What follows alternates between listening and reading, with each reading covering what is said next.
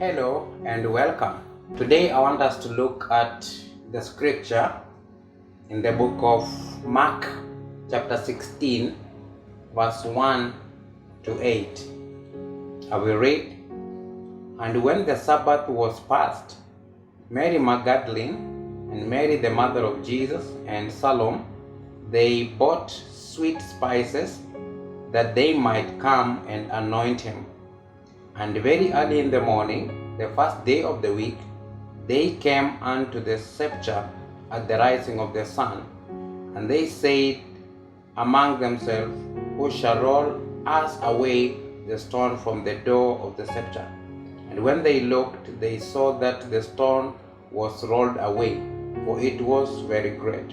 And entering into the sepulchre, they saw a young man sitting on the right hand, clothed in a long white garment, and they were affrighted. And he said unto them, Be not affrighted, ye seek Jesus of Nazareth, which was crucified. He is risen, he is not here. Behold the place where they laid him.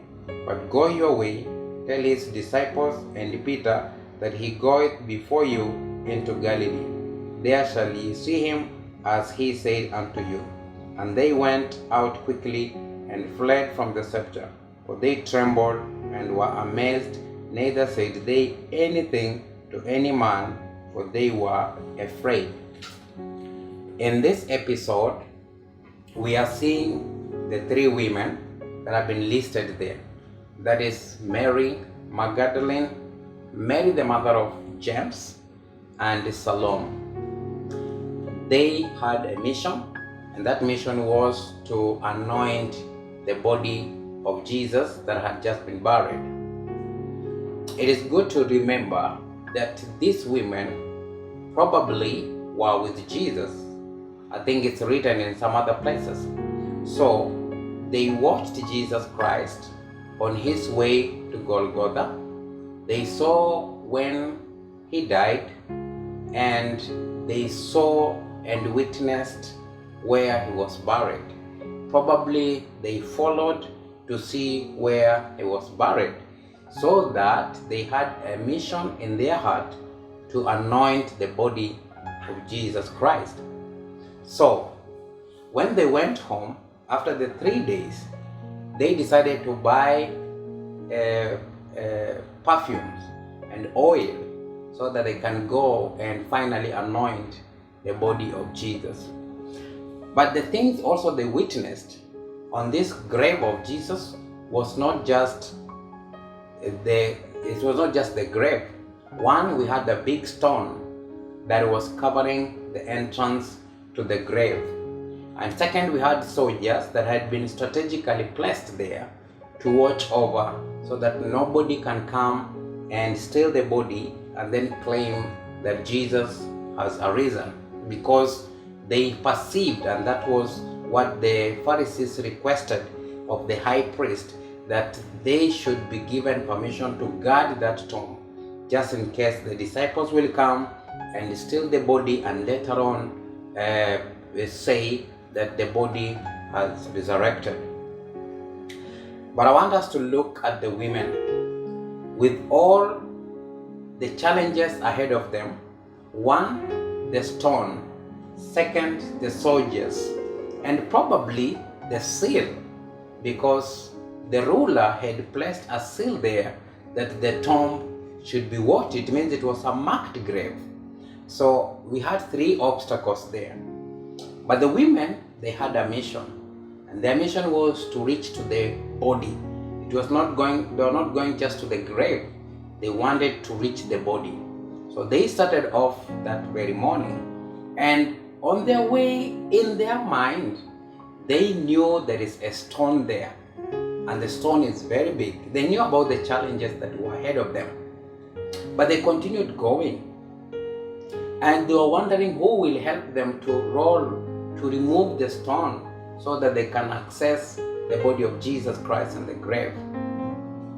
I'm trying to imagine if they decided to look for solution before starting the journey.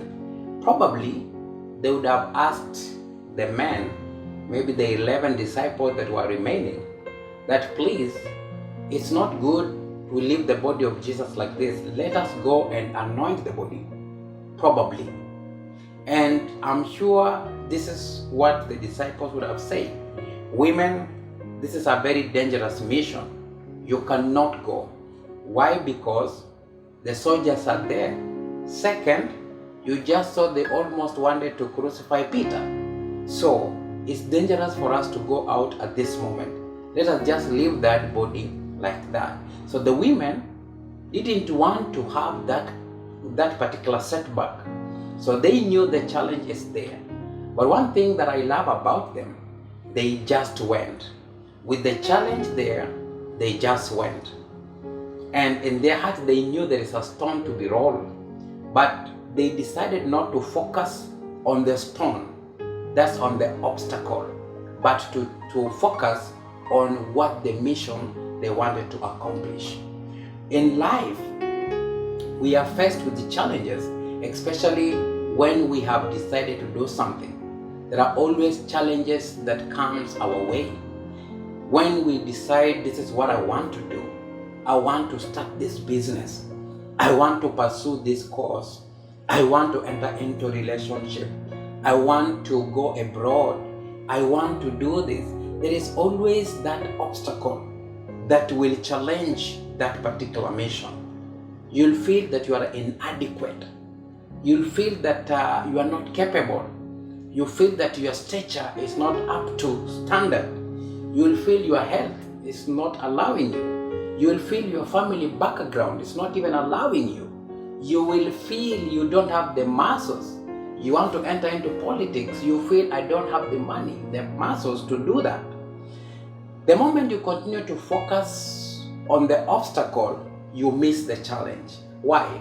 Because when you have a mission, the desire to complete that mission is the strength that comes from you. It should be the one that should be motivating you to move ahead. The desire to accomplish that goal, the desire to reach that dream should be the one that will motivate you, not the obstacle that you have to pass for you to reach there. In most cases, we look at the obstacles. We look at things that drain us. When you look at obstacles, it drains your energy. It drains your emotion, and you don't have the strength to move forward. I want to challenge you today. What is it that you want to do in life? What is it that you've been trying to do? What is it that you've been struggling to do?